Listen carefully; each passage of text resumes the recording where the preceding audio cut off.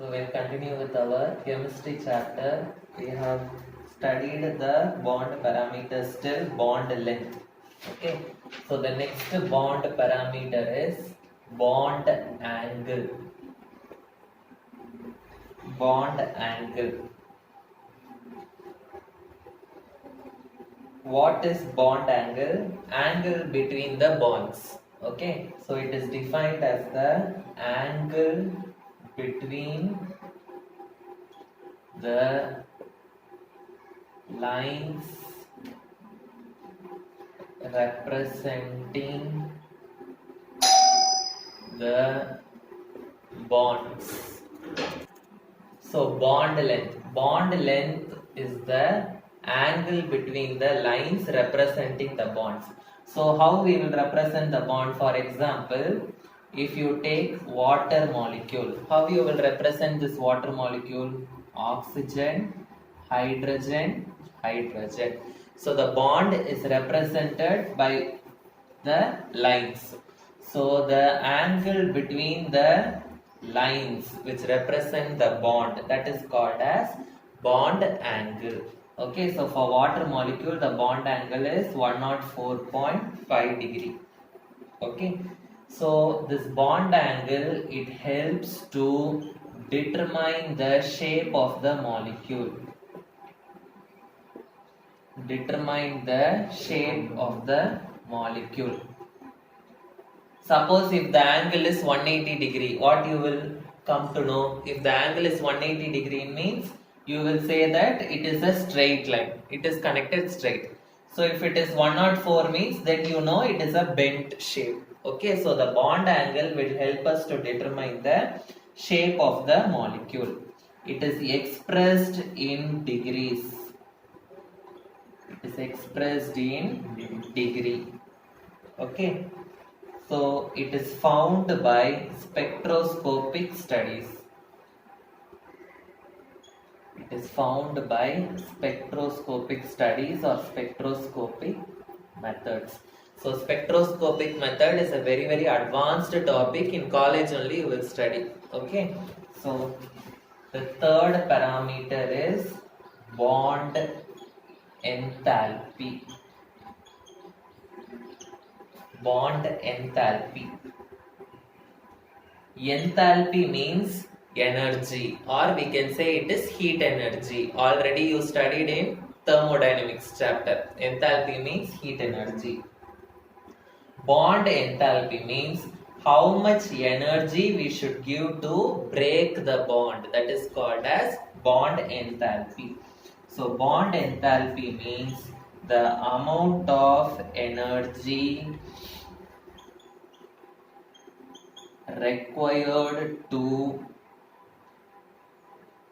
break a bond, okay, is called as bond enthalpy. This bond enthalpy is also called as bond dissociation energy. Dissociation means separation. So we are breaking the bond means we are going to separate the bond. Okay. So bond dissociation enthalpy. It is also called as bond dissociation enthalpy. The unit of bond enthalpy is kilojoules per mole. This is the unit of bond enthalpy.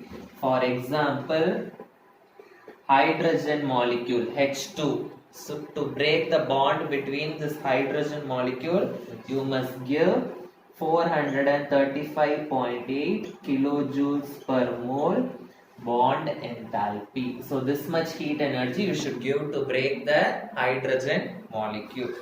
Okay. So the fourth parameter is bond order. Bond order means it is the number of bonds present. The number of bonds present between the atoms. That is called as bond order. Okay, so for example, if you take hydrogen molecule, how will you represent hydrogen molecule? H, single bond H. So how many bond is there? One bond only is there. Okay, so the bond order is 1. Oxygen. Oxygen means O double bond O. So how many bond is there? 2 bond. So the bond order is 2. Similarly, for nitrogen molecule, it is N triple bond N. The bond order is 3. Understood?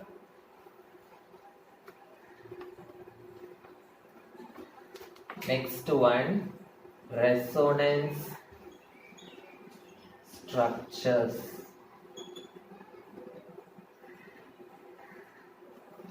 Resonance structures means a single molecule will have different structures. Okay, resonance structures means a single molecule having different structures is called as resonance structure. Okay, a single molecule having different structures is called resonance structures. For example, we can take ozone molecule. What is the formula for ozone? O3. Okay, so the 3 oxygens will be connected like this. Okay, so here one oxygen will be having double bond and another oxygen will be having single bond. Okay, so double bond means here this oxygen will be having 2 lone pairs. 3 bonds are there for this oxygen, so it will be having only 1 lone pair. This oxygen will be having 3 lone pairs. Okay, now we can draw one more structure also for this. These 2 electrons I can bring this side and I can form a bond. Okay, and this one bond I can make it as a lone pair. So what I will get? The other structure can be like this. So here I am forming one bond and here I am removing one bond. Okay, so I will get the new structure like this. So both are ozone molecules only, but they are having different structures. Okay, so this type of this is called as resonance structure, where a single molecule will have different structures because of the rearrangement of the bonds. Okay, it is due to the rearrangement of the bonds. So it is due to the rearrangement of bonds. This resonance structures, it will give stability for a molecule. It gives stability for a molecule. Stability for a molecule. Okay, so ozone, this structure also I can draw and that structure also I can draw. So these 2 structures combinedly I can represent it as a single structure.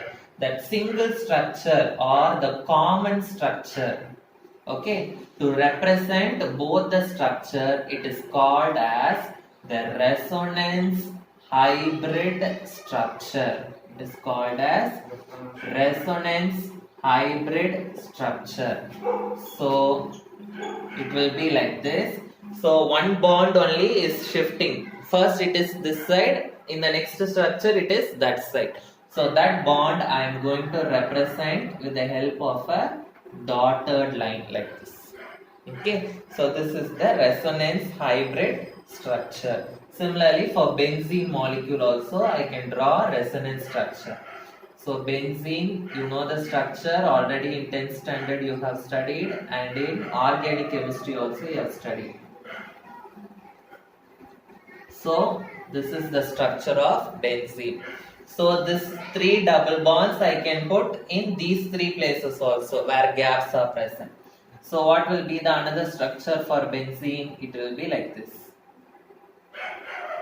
Yes or no? So this is also a structure and this is also another structure. The bonds are alone rearranged. Okay. So commonly I can draw one resonance hybrid structure for benzene. So the resonance hybrid structure will be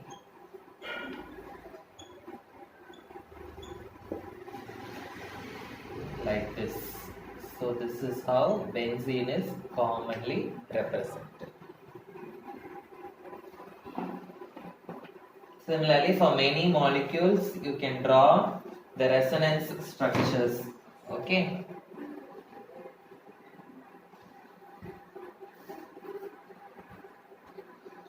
So these resonance structures, it will explain many properties of the molecule. Okay. It explains many properties of a molecule. Suppose if there is one property, melting point or boiling point, some property you have. If this structure cannot explain that property, then that structure will explain the property. Okay. So if a particular structure is not explaining a particular property of the molecule, then we can say that the molecule is having more resonance structures. Okay. So carbon dioxide, it is having more resonance structures. So C double bond O, this is one structure, or this is another structure, minus, plus, or one more structure.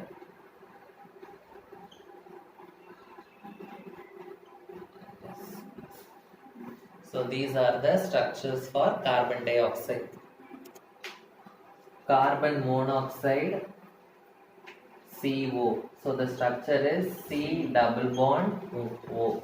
Okay. So this carbon is having two bonds. So remaining two electrons will be one lone pair. Okay. So oxygen two bonds. So it will be having two lone pairs. Okay. So what I can do?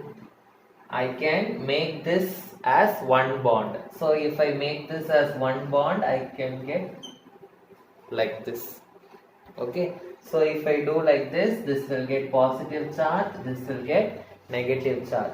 So then I can make this as a triple bond also. Okay. So if I make a triple bond, this will get negative charge and this will get positive charge. Next, for nitrous oxide, N2O. The other name for nitrous oxide is laughing gas. I hope you have heard that. Huh? You will laugh. So N2O, N triple bond, N double bond O. So this is the structure of N2O. So I can draw the structure like this. So these are all resonance structures. Okay, minus, plus, and one more structure.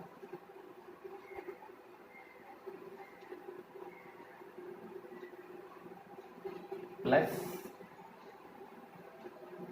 plus, 2 minus. Okay, this is also another. Then nitrous acid. Nitrous acid is HNO2.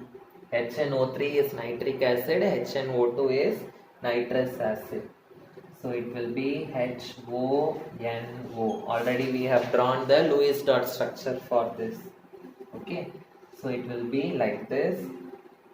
So I can shift this double bond this side also. So I can get like this also. So this will get positive and this will get negative charge. Next, hydrozoic acid.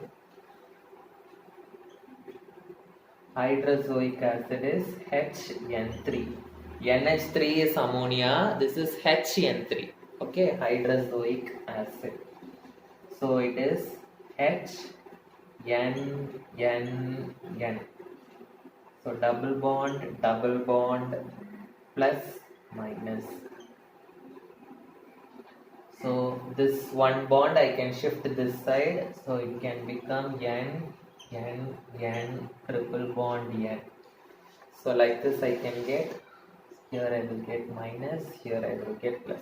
So if any atom is having excess of bond, it will get plus charge. Okay, remember that, it will get plus charge. I can also shift this triple bond this side, triple bond N, N, like this I can get.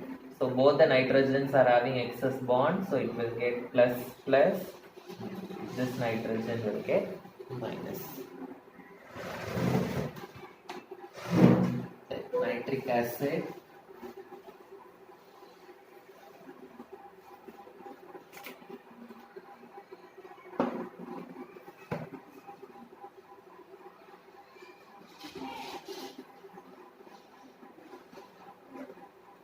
HNO3,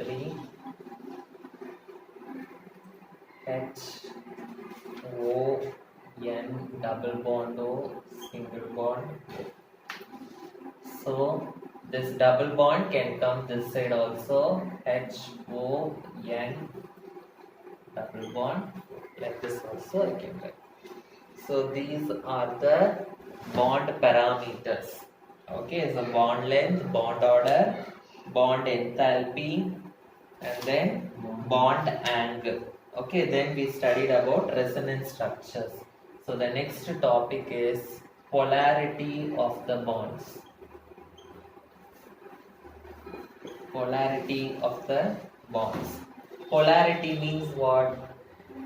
Charge separation. Polarity means charge separation. So if you take this carbon monoxide, here there is no charge, yes or no? But when you shift the bond, what is happening? The charges are getting separated, plus and minus. Okay, so the charge separation in the bond is called as polarity. So based on polarity, the bond can be divided into two types. One is a polar covalent bond, and the other one is non-polar covalent bond. Polar covalent bond and non-polar covalent bond. So first we will study what is a polar covalent bond.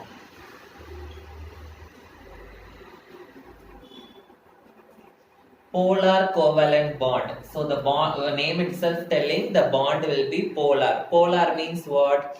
Charges will be separated. Okay. So this type of bond, it is formed between two atoms which differ in electronegativity.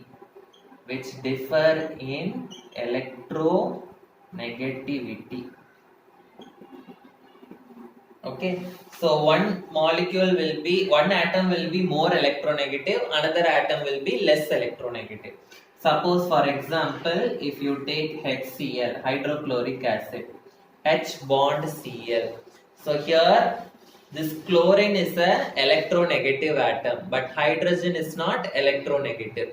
So chlorine is electronegative means what it will do? What is electronegativity? Attracting the electrons. Electronegativity means what? Attracting the electrons. So this chlorine, what it will do? Both these electrons, it will attract towards that side. Okay. So what will happen? This side there will be more electron cloud. Okay. The crowd of electrons will be more in the chlorine's side, and this side the electrons crowd will be less. So some amount of negative charge will be created here and some amount of positive charge will be created here. So this is called as polar covalent bond. It is a covalent bond, but because of the chlorine's electronegativity, the bond is getting a small amount of negative and positive charge. So it is a polar covalent bond. Okay. So other examples are HF, Okay. Then HBr. So fluorine only is more electronegative. So in HF only the polarity will be more. Then chlorine, then bromine. So HF will be more polar, then HCl, then HBr. Understood?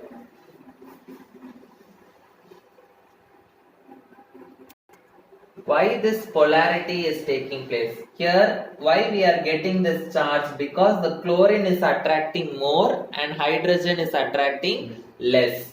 Okay, so because of that only we are getting the polarity. So this polarity is due to the unequal attraction of the electron pair. Unequal attraction of the bonded electron pair. Okay, so the next one is non-polar covalent bond. Non-polar covalent bond.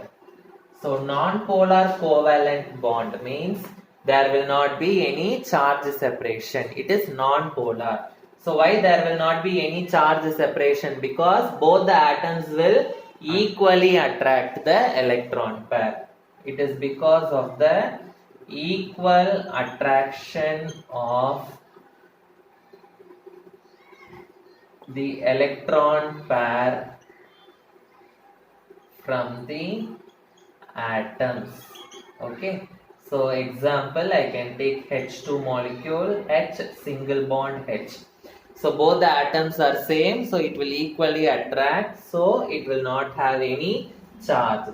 Similarly Cl2, so both the atoms will attract the electrons in the same rate, so there will not be any charge. So no poles are formed in this polar covalent, non-polar covalent bond. Okay.